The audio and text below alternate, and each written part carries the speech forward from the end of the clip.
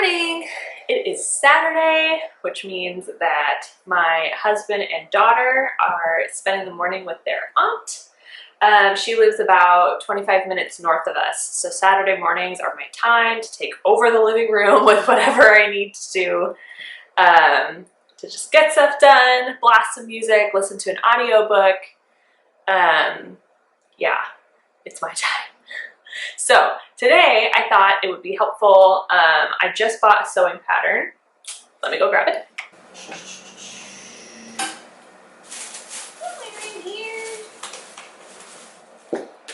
Okay, so I bought this sewing pattern to make some nightgowns for my daughter. I feel like nightgowns, especially not in Christmas patterns, are very hard to find. And especially like to find used. I don't really like to buy new stuff if possible. So I found one at Goodwill and she loves it. So I think it'll be good. She's still in a sleep sack. She turned 2 in August. So she's still in the sleep sack and not super great at keeping blankets on top of her. So I feel like nightgowns will be a good in-between of still feeling like you have a blanket on without, if you don't have blankets on. Anyway, so this one I got on eBay. I don't know when it's from. I don't know, maybe like 90s. It's got like the lace and like a yoke, which I like that style. So, oh, well, this says 2014. So, you know, I don't know. Anyway, I got it on eBay and it's sizes 3, 4, 5, and 6. And I would like to use all of those sizes. I don't want to have to buy multiple of the same pattern. Or I feel like other times I've cut out the biggest size of the pattern and then tried to like guesstimate when I'm cutting the fabric what the actual size I want is. Anyway, I thought today's video would be helpful on being able to use every single size of the exact same pattern. So let's get going. Okay, so let's open this guy up. And I already cut out the biggest form of each of the pieces. So let's see, this one says 5, 6, it's the back.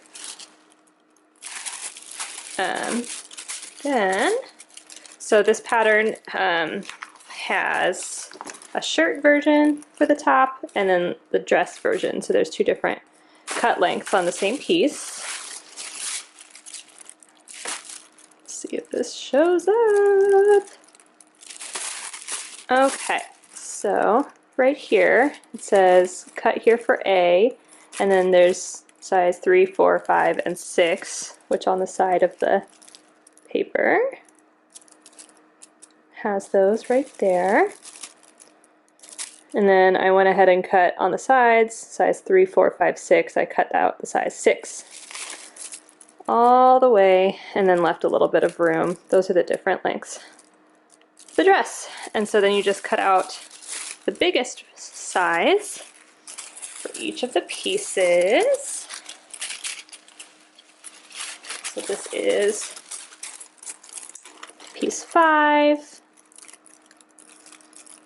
The front, cut one on fold, and so the fold size, it's the same for the fold side, it's the same for all of the sizes. And then on the outer edge, come on camera, there we go, size 3, 4, 5, and 6. So I cut out the 6. We'll just do that for all of the pieces. Then we need something to trace the size 3 that I want right now. So something that's equally as tissue papery. I guess I could have used tissue paper, but I don't have regular supplies of that. But if you do, tissue paper would work. Just something that you can see through to see the lines. So what I did is I got some of my parchment paper. So come with me to the kitchen. My baking drawer. I use pre-cut sheets of parchment paper instead of the big rolls. The big roll might actually be better for this because for these big pattern pieces, I'm gonna have to tape 2 together to get it to be long enough. But for the little pieces, like the sleeves and stuff, just 1 sheet of parchment paper works really great. So here we go. Alrighty, so let's open this up and pull out a lovely sheet of parchment paper. Okay, so here is my sleeve piece, which again has a short sleeve version and a long sleeve version. If you look at the pattern, so the same sleeve piece does short sleeves or long sleeves. So it says cut here for B, cut here for B if you're doing short sleeve, and then it's got the different ones over here. Size 3, size 4,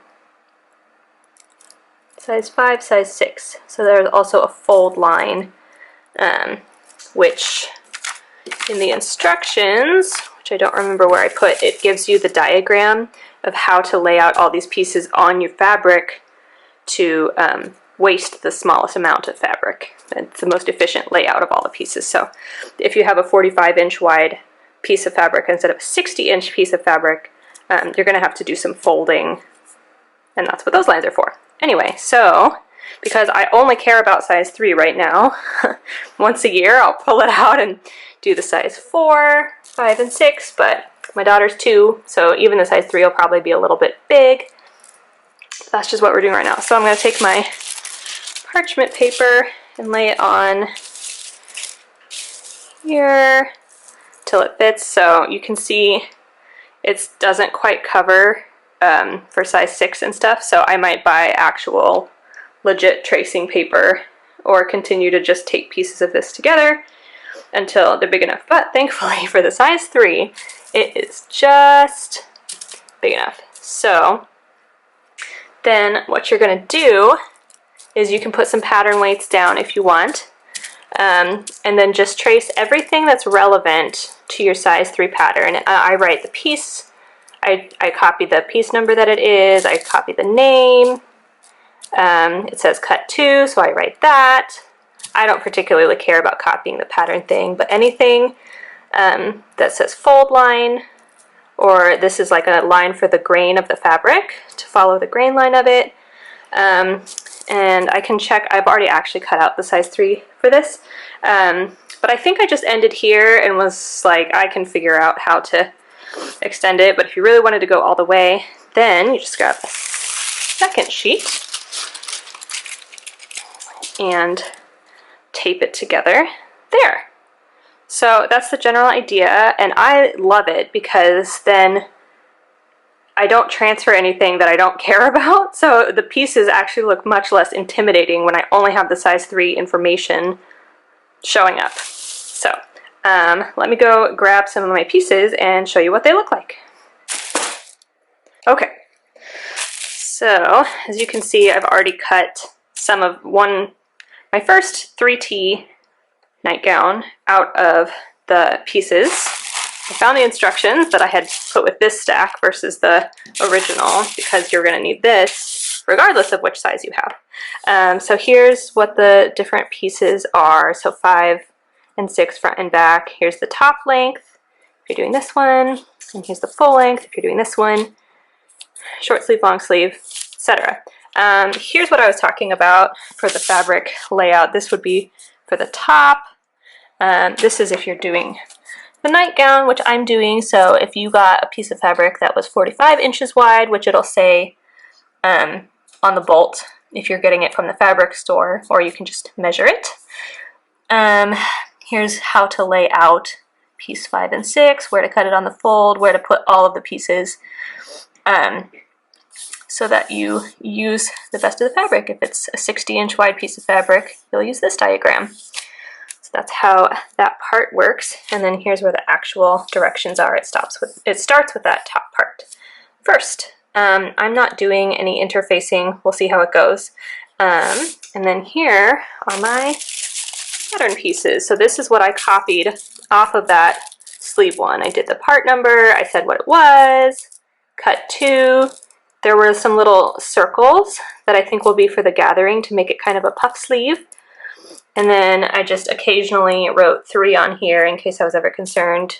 Be sure you copy any little divots to help line it up with other pieces, and line it up, yeah, just as you go. So there's those.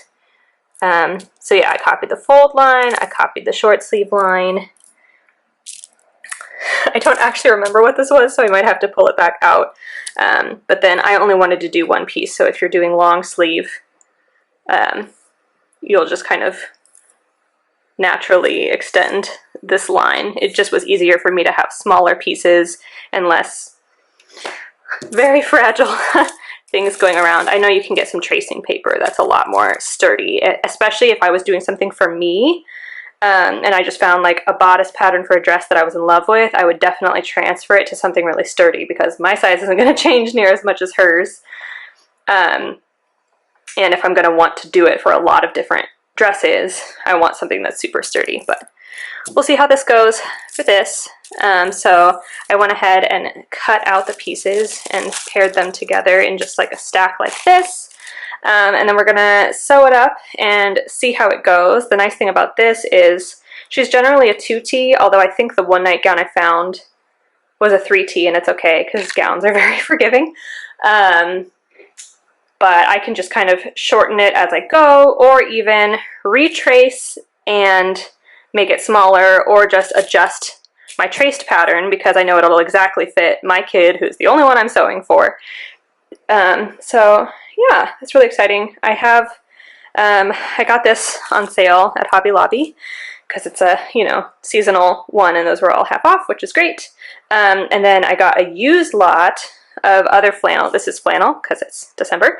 I got some super cute, they've got like sheep and stars on them, vintage flannel off of Mercari. So it was 4 different cuts that I knew were going to be enough fabric to actually make this, and maybe even make it in the next size up when she outgrows it. But I didn't want to go ahead and cut out these pattern pieces in all of them in case something fits weird or something. So I don't really do the muslin step because I just kind of adjust as I go, and I don't really care for stuff for her a lot of the time. So I'm viewing this first nightgown as my test muslin, and then if I need to make any adjustments to the pattern or anything, then I can cut out the pieces from all 4 types of fabric in one sitting and then sew them in a different sitting. I'm learning how to break my sewing thing into multiple sessions, which is really important. If she wakes up from nap early or something, I feel like previously I would care a lot about getting it all done in one go. But I don't care as much now, which is good. The process of learning to let go or just adjust things that you already did before you were a parent, you know, things like that. So yeah, we'll see how it goes. maybe I'll show you the final result, but that's the general idea for how to use every single size on a sewing pattern. Good luck!